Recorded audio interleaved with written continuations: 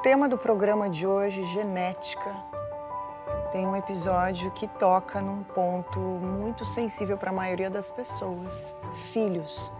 E lembrando da frase de Vinícius, filhos, para que tê-los, mas se não tê-los, como sabê-los, me vem a questão. Hoje a gente já pode sabê-los, em grande parte, né, Jorge? Já tem mecanismos para isso. Acho que é um tema importantíssimo também para a gente abordar aqui no programa, né? Eu concordo, mas eu acho que a gente gostaria de sabê-los e acha que fazendo manipulação genética, aí nós vamos formatar os filhos, seguramente a nossa imagem e semelhança, e com isso nos acalmamos frente às diferenças que os filhos sempre mostram em relação aos seus pais. Não acreditemos tanto que a genética vai tirar a variação humana, porque isso era um sonho que nós tínhamos, de que tivéssemos uma certeza absoluta com os testes genéticos, e hoje em dia a gente vê que a epigenética, aquilo que vai além do gene, tudo que está em volta, o ambiente, por exemplo, onde esse gene se expressa, tem uma importância tão grande, quando não maior, que os genes em si. Então, eu acredito que a dúvida do Vinícius continua viva. Ou seja, as alterações genéticas não tiram a subjetividade humana. Mas, por outro lado, se a gente pensar que, se por acaso as pessoas começam a manipular geneticamente os embriões para ter filhos com características assim, vamos dizer, não as mais enaltecidas pela sociedade, pelo bom senso, a gente não estaria mexendo aí ou fazendo a teoria darwiniana às avessas acontecer? Porque até agora nós éramos filhos da seleção natural, então, né? Que Darwin tão bem estudou e que criou o nosso conhecimento da evolução das espécies.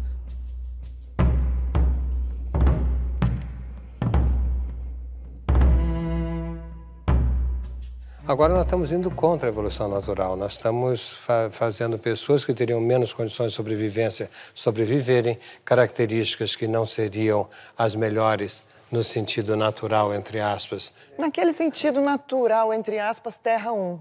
Porque parece que em Terra 2, essas questões, o subjetivo, ele entra de outra maneira. Então, assim, o que era definido como sendo o melhor não necessariamente será o melhor em Terra 2. É um pouco por aí?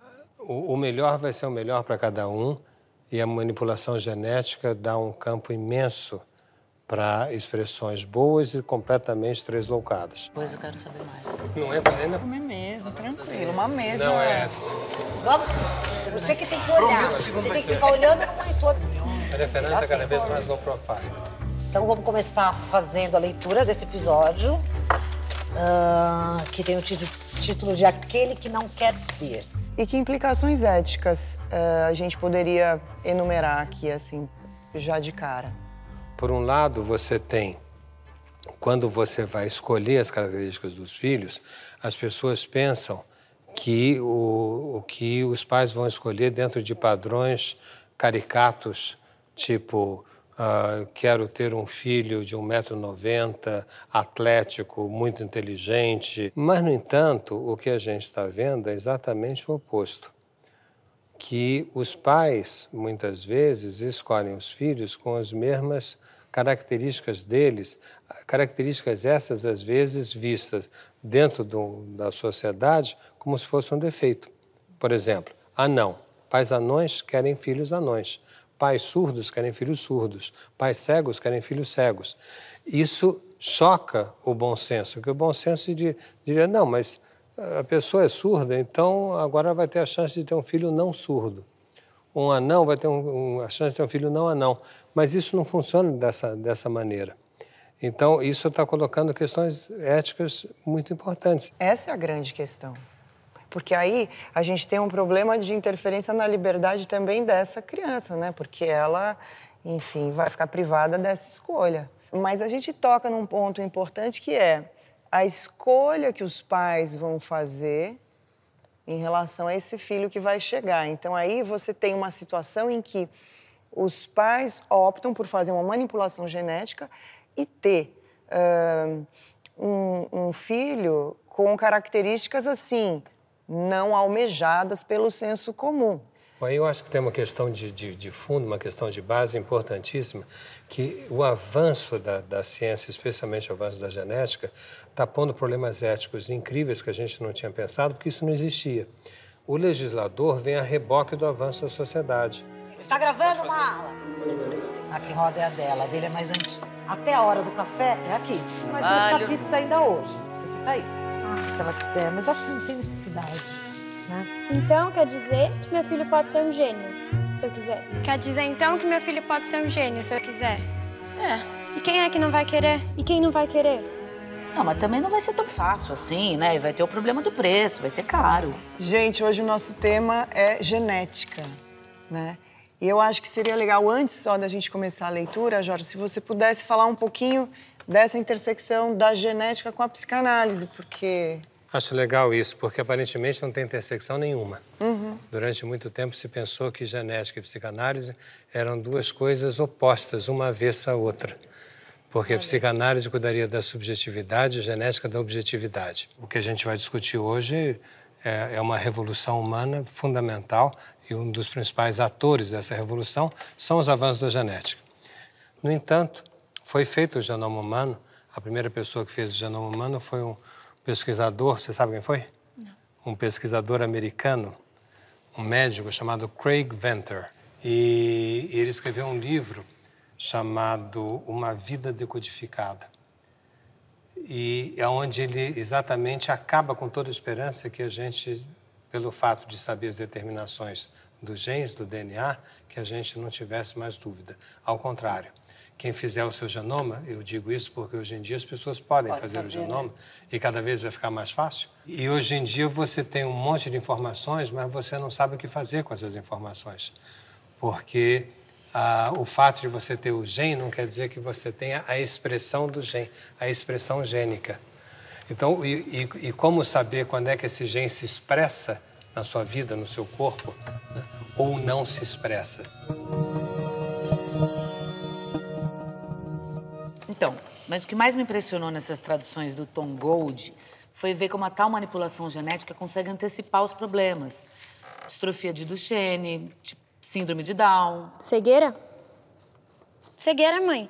Você acha que a manipulação vai acabar um dia com o nascimento de crianças cegas? A gente tem falado bastante aqui no programa desse mundo Terra 2 que tem muitas opções, né? Então, é um mundo que aumenta as opções, assim, imensamente. Mas aí você vê que aumenta, que você tem que aumentar também a sua carga de responsabilidade para fazer a sua opção. Que eu acho que é o caso desse personagem, que fica com essa responsabilidade enorme que ele tem que carregar, que ele tem que assumir essa escolha que ele fez. Então, esse episódio, para mim, ele ilustra muito bem essa equação que a gente fala bastante aqui do aumento das opções, né, das escolhas, mas também daquele aumento de responsabilidade que vem junto com isso. E uma coisa incrível que é representada pela menina e que a gente está se perguntando muito nos estudos de genética com psicanálise, o que os filhos vão falar das opções dos pais? Porque até agora, o filho pode dizer, pô, não gostei de, sei lá, de ter... Não pedi para nascer. Não pedi para nascer, aquela coisa, não pedi para nascer. Ou tipo assim, eu tenho 1,90 m, isso atrapalha a minha vida, isso é muito ruim. E o pai vai dizer, bom, mas eu não tenho nada a ver com isso, né? Porque até hoje a gente diz, eu não tenho nada a ver com isso. A gente deixava na mão de Darwin, né, da seleção natural das espécies. O darwinismo vai começar a sofrer. Nós não selecionaremos mais os humanos pela seleção natural das espécies. Isso, a complicação ética, então, é monumental. Será que esse processo de mexer nos genes e tudo isso, tudo que a gente está falando, não nos aproxima ou não nos coloca à mercê dessas teorias da eugenia, como, por exemplo, Hitler, né? A eugenia, que é a gente querer fazer uma seleção, né, dos genes, daquilo que é bom, daquilo que é ruim, nós ficamos traumatizados porque é a essência do nazismo, a essência de Hitler. E já vimos a besteira que isso dá. No entanto, nós já estamos fazendo várias manipulações. Eu uso uma prótese há muitos anos na minha cara, que é um óculos, né, que me altera. Eu não estou como Deus me fez, entre aspas, né? Eu estou com óculos. Ele não me fez com óculos, nem fez a você com óculos, né? Então, nós já estamos caminhando para isso. Só que nós não temos pensamento ainda para legitimar o que estamos fazendo sem cair no susto, por exemplo, do nazismo, que o grande susto é o nazismo. Então, a gente finge ou esquece que nós já estamos modificando a espécie. O transhumanismo não vai começar, ele já está em curso. Eu e você, foi uma decisão do casal.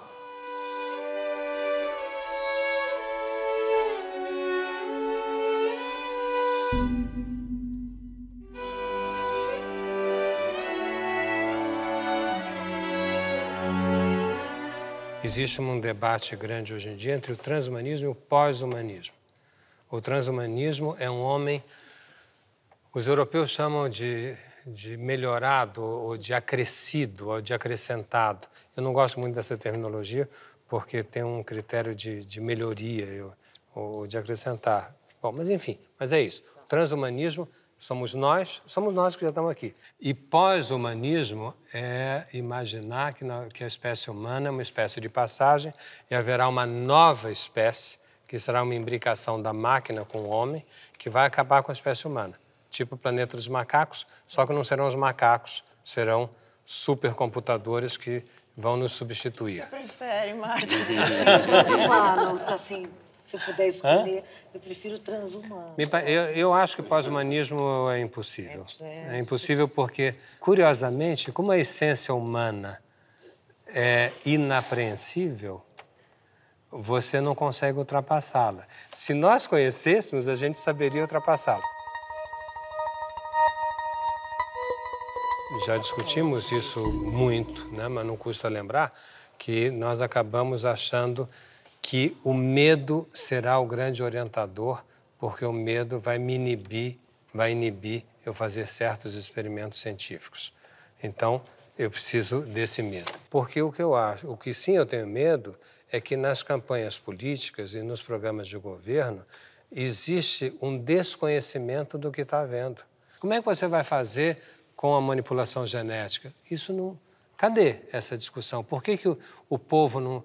Por que isso nas campanhas o povo não está participando? São essas questões que vão bater a porta. E que se isso não for participativo, se todo mundo não souber disso, serão alguns núcleos que vão levar isso de uma forma completamente independente, e eu temeria mais nesse momento, que só poucas pessoas manipulam isso e que nós não estamos participando dessas decisões sobre a espécie humana. Não estamos, às vezes, nem mesmo conscientes, então aí nós não sabemos. É a coisa do poder, da informação e da ciência. Nós não sabemos que essas coisas estão ocorrendo. Ou seja, a responsabilidade vai aumentar. Cada vez mais a responsabilidade vai aumentar. Agora, é muito engraçado nessa questão A ética. responsabilidade das escolhas Vai. que se fazem Vai. na vida. Não só em relação a isso, mas me parece que em Terra 2 a responsabilidade ela vai aumentar muito. A responsabilidade é o grande tema de Terra 2. É o grande tema, né? Parece que é isso. É isso aí, Jorge. Espero que o nosso programa contribua com esse diálogo. Vamos ver o episódio? Bora.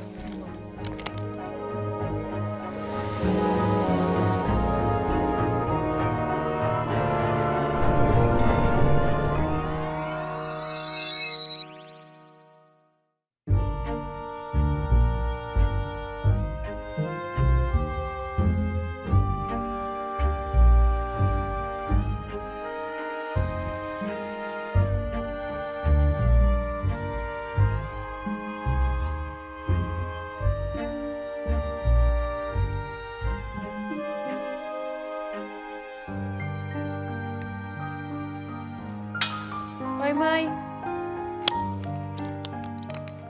Mãe.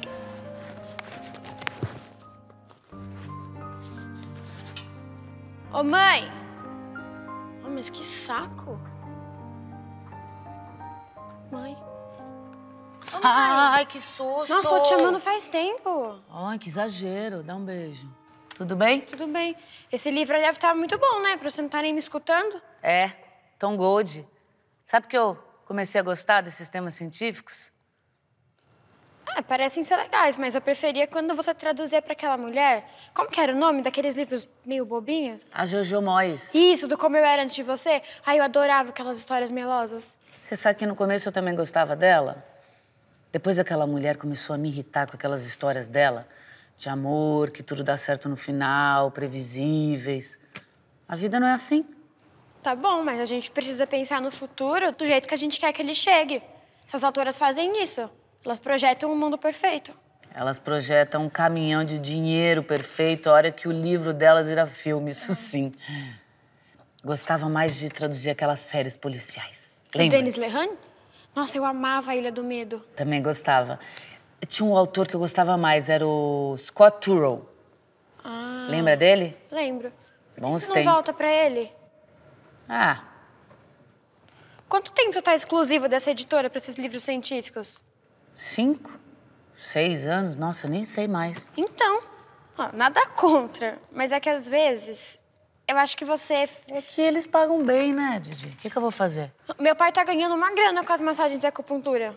Eu sei, mas ele acha melhor eu ficar lá. Mãe, sempre ele acha alguma coisa. O que você acha? Mas não começa você também me encher. Eu acho que seu pai tem razão. Né? E eu comecei a gostar também, depois de fazer isso. Tá, e o Scott Turow, onde que ele fica nessa? O Scott Turow pode esperar, a ciência não pode, Gigi. A velocidade com que as coisas estão acontecendo na genética é uma coisa impressionante, você não tem ideia. Impressionante deve ser a velocidade que ele tá ficando rico, isso sim. Você sabia que daqui a pouco, do jeito que as coisas estão indo, vai dar pra determinar o nível de inteligência da criança? Jura? Isso merece uma pausa pro café. Vem? Tá, rapidinho, hein? Senão meu trabalho não rende.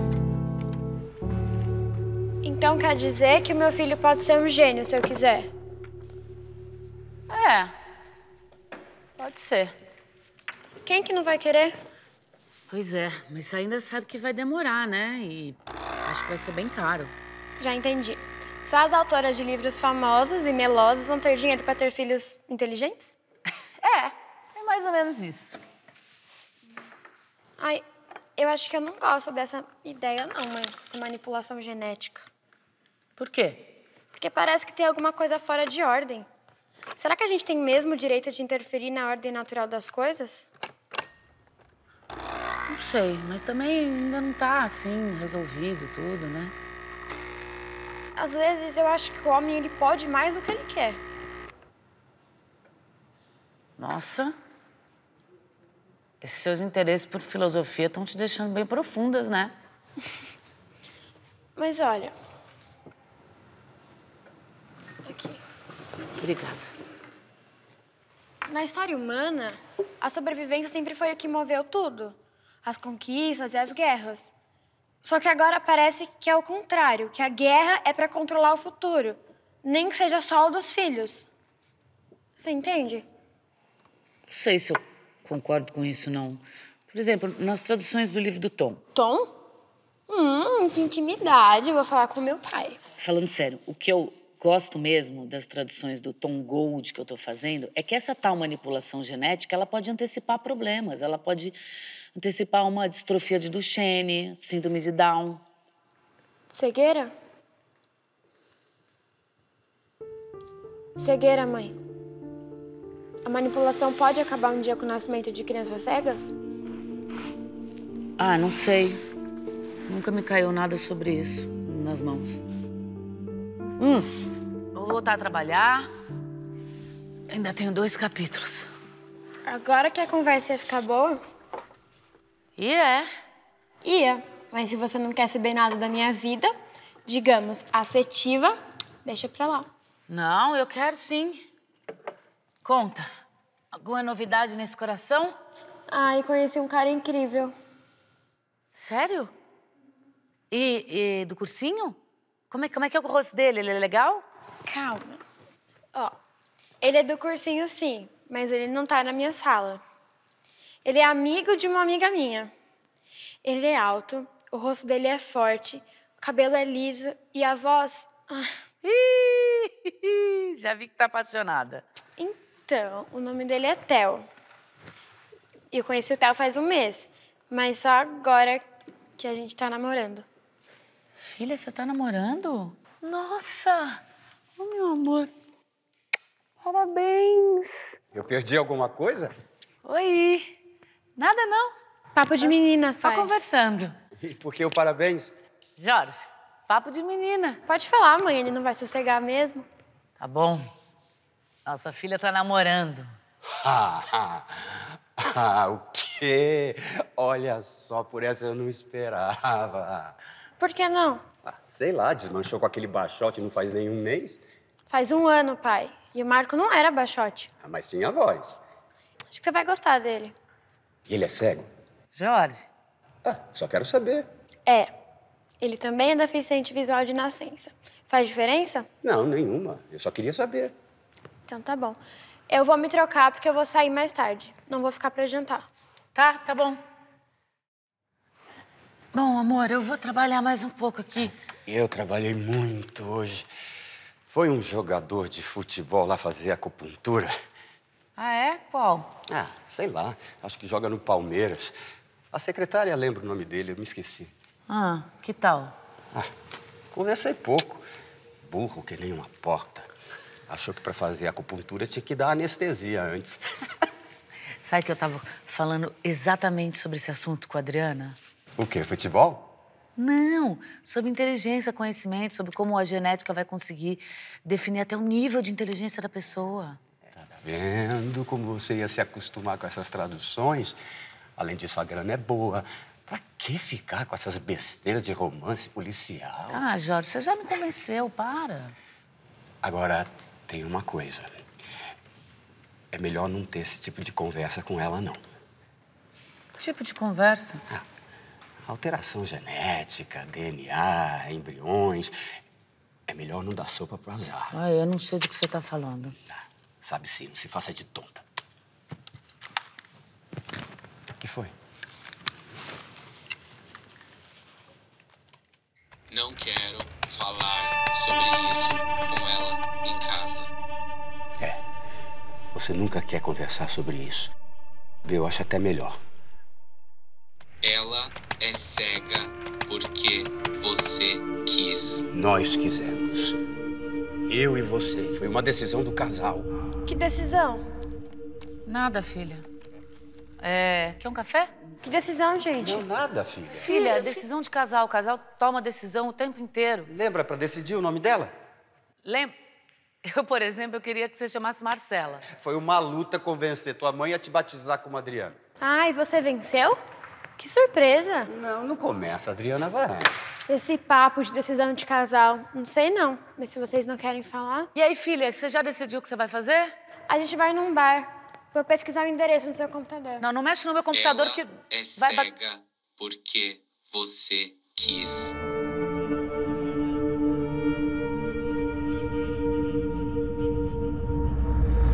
O que é isso? Não é nada, é coisa minha. É uma tradução do livro que você estava fazendo, né, meu bem? Isso, aquele do Tom Gold que eu te falei. Não. Você me disse que não tinha nada de cegueira há 10 minutos atrás. Ela, que no caso sou eu? Sou eu? Calma, Claro Adriana, que não. vem aqui. Eu sou cega porque você quis. O você é você, pai? Meu Deus do céu. Olha só o que você fez, Adriana. Eu, pelo jeito, não fiz nada. Quem faz as coisas aqui é você. Eu quero saber que papo é esse. Não, você não quer saber nada, você não ia sair, então vai, divirta-se. Eu não saio daqui até eu saber o que vocês dois têm a ver com a minha deficiência. Nada, filha, não temos nada a ver. Você quis, mãe? Você quis que eu não fosse cega? Eu quis! Eu queria! Eu consegui! Pronto!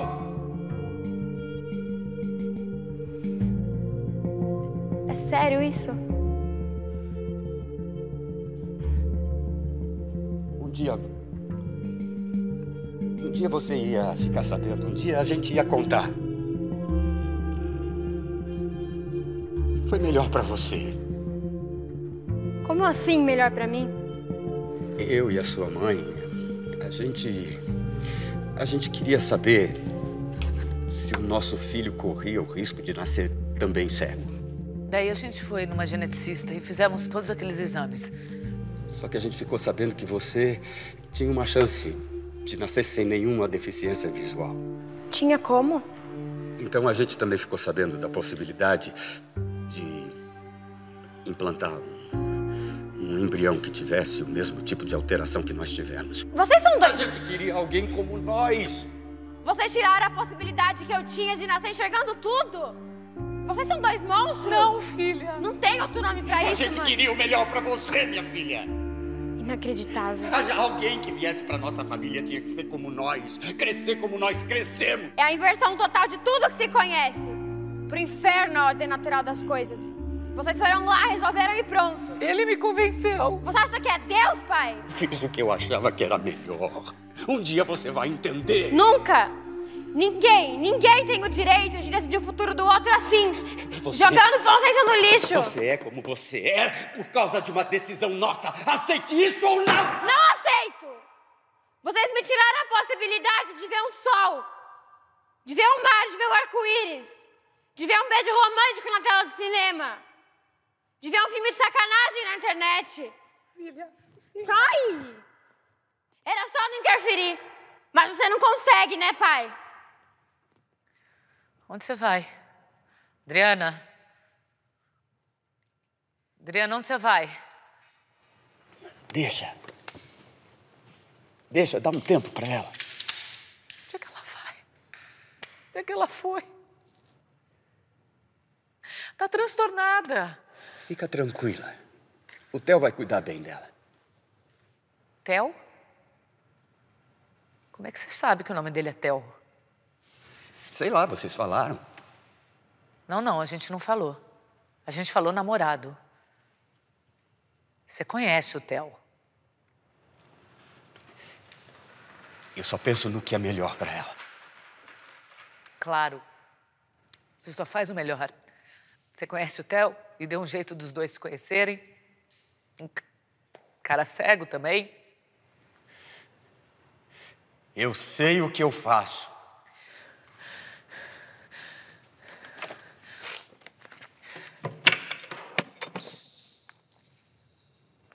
Ligar, Adriana. Ela não vai atender. Ligar, Adriana.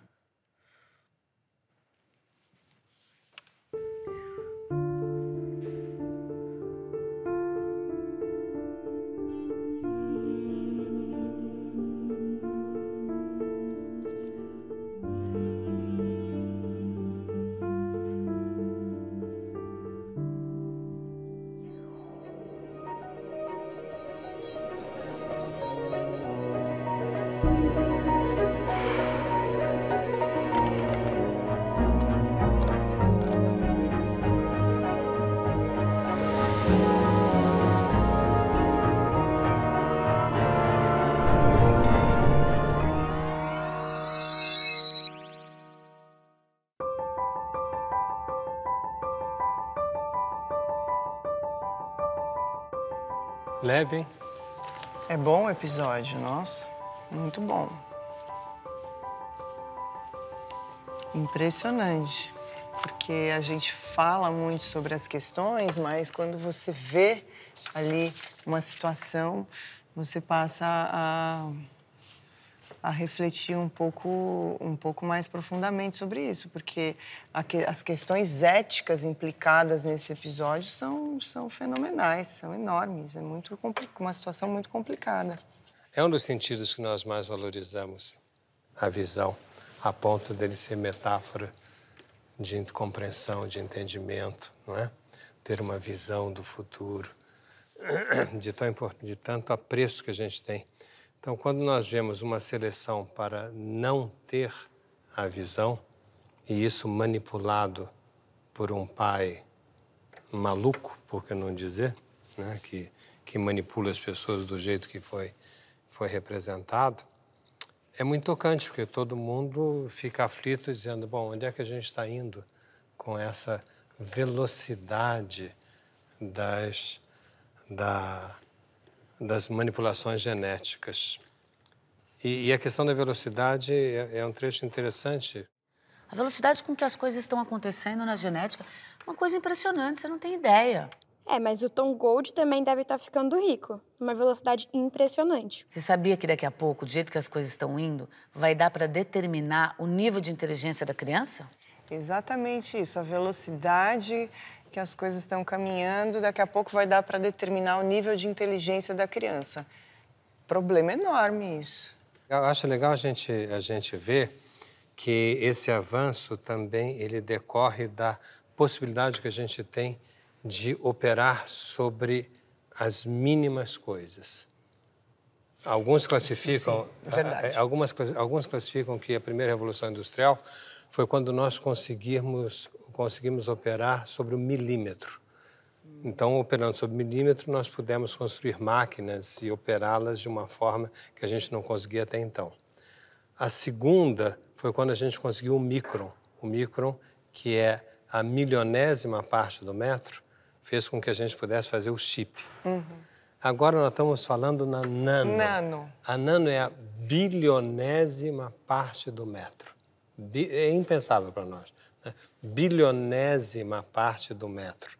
Ou milionésima parte do milímetro.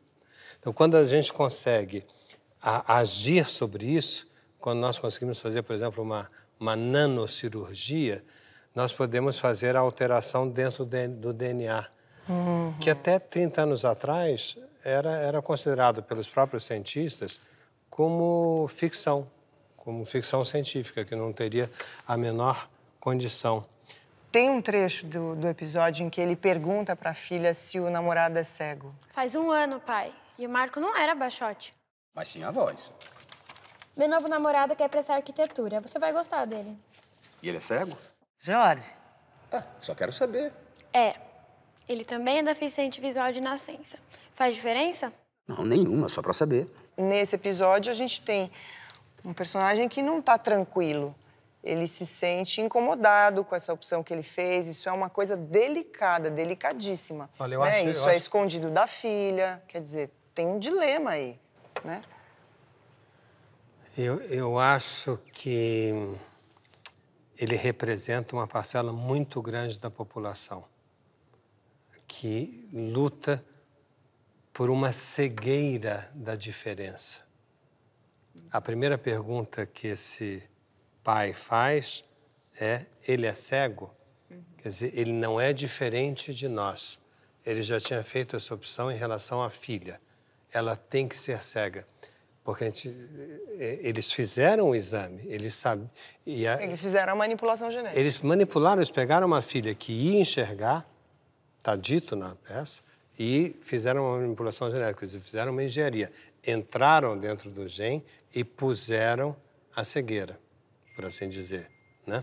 Então, ele não suportaria ter alguém diferente como filha, não suportaria e não suporta, portanto, que o marido da filha também não seja cego. Ou seja, ele quer que os netos também sejam cegos, né? Ele nem suporta no presente, quanto não suporta no futuro. E isso é uma reação, infelizmente, muito habitual nas pessoas.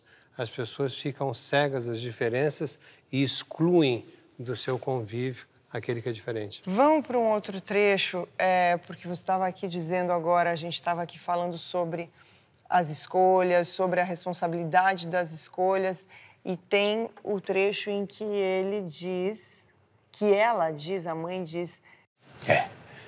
Você nunca quer conversar sobre isso. Quer saber? Eu acho até melhor. Ela é cega porque você quis. Nós quisemos. Eu e você. Foi uma decisão do casal. Que decisão? Agora, quando os pais decidem o futuro da filha, a revelia dela, moralmente, como é que isso fica? Isso é questionável, né? Pais sempre decidiram os futuros à revelia dos filhos. É verdade. Né? Agora, não decidem nunca totalmente. Os pais dão uma certa base inicial e, se não derem essa base inicial, nós ficamos à deriva, porque nós somos seres absolutamente dependentes do outro. Lacan já dizia da nossa dependência ao grande outro. O grande outro no sentido geral do outro social. Então, a ideia de que nós somos seres completamente sem determinação é falsa. Nós já éramos determinados pelas histórias, né, e pelas histórias escolhidas pelos nossos pais. O que eu vejo que ocorre hoje em dia é que as pessoas acham que com o avanço das determinações científicas, nós vamos perder um certo romantismo e que nós estaríamos criando o homem robotizado, que é, por exemplo, o que pensam, o que se chama os pós-humanistas, que uma nova espécie estaria sendo criada, sem erros, sem dúvidas, sem poesia, sem desejo, sem apetite. Eu acho que não. E não me parece que isso seja, que isso virá. Algumas pessoas achavam assim, nossa, acabou o romantismo porque nós temos computadores, agora as pessoas não vão mais se escrever. Se escrevem o tempo inteiro, se escrevem muito mais, aliás, do que antes. Mas agora com as máquinas não vão se encontrar. Ao contrário, as máquinas servem para marcar encontros. Então, a meu ver, não há porquê aos defensores e aos românticos de plantão, não há porquê ter essa preocupação. Simplesmente, nós vamos ter uma renovação da poesia. E o mundo que a ciência está criando, que é um mundo de uma imensa indeterminação, vai exigir do homem uma invenção, ou seja, uma poiesis, donde será um novo renascimento humano, por que não dizer absolutamente poético. Maravilhoso. Ai, adorei. Não é Me bom viver nesse animei mundo? agora. Agora eu fiquei animada com esse tema de hoje. Gostei. Muito lindo. É, bonito.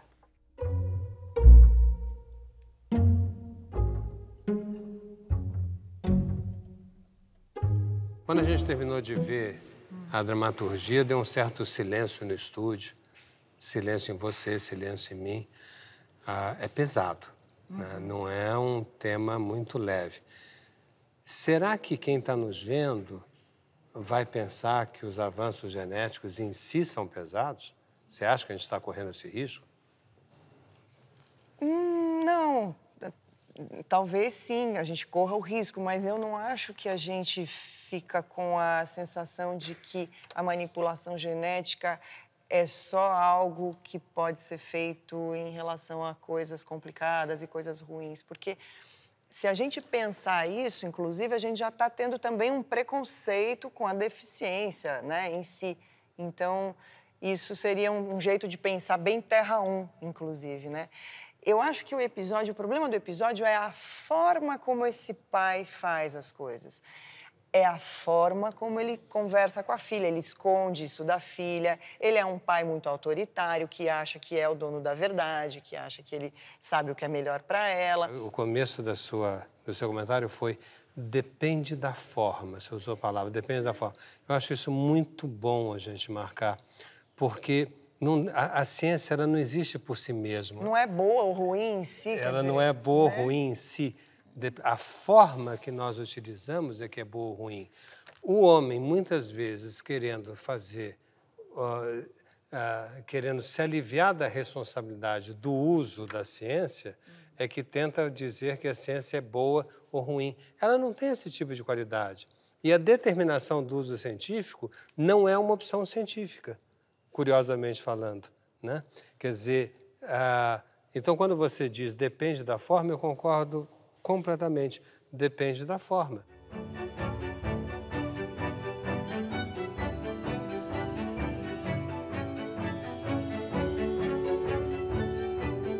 É ruim uma pessoa que não está enxergando poder ter um implante de uma retina? É ruim quem não está ouvindo poder ouvir com uma modificação na sua cóclea? Ou quem está perdendo a memória ter uma memória auxiliar? Não dá para dizer que é ruim. E não dá para dizer que as pessoas não vão querer isso. Não é verdade? Não dá nem para dizer que é ruim você também fazer uma intervenção genética para modificar o QI de uma criança, para aumentar. Não dá para dizer que é ruim. Nem que é ruim, nem que é bom. Eu acho que tudo isso vai depender... O fato em si. O fato em si vai depender de como nós vamos lidar com esse fato.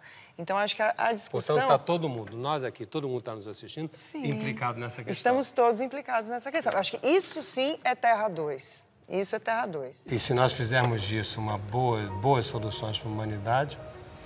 Bom, aí maravilhoso. Não é? É isso aí.